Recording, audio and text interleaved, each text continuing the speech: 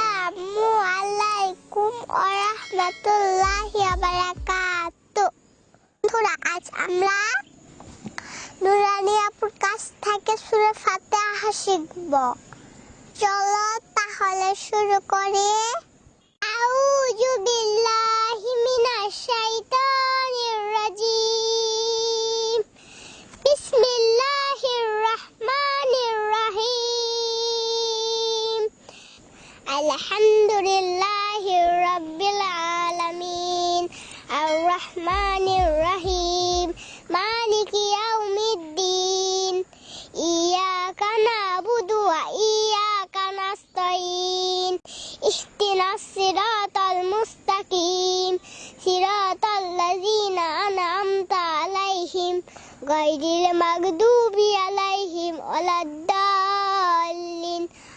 আমিন। চলো এবার অর্থ শিখে নিই।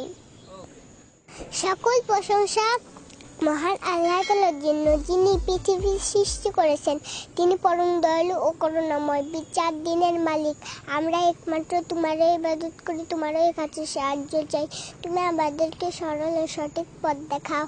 তাদের পথ যাদেরকে তুমি অনুগ্রহ করেছ, তাদের পথ নাই যারা বিপদগামী ও পথভ্রষ্ট হয়েছে।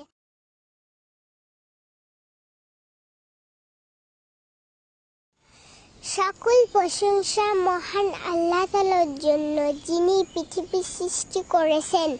তিনি পরম দয়ালু ও করুণাময়, বিচার দিনের মালিক।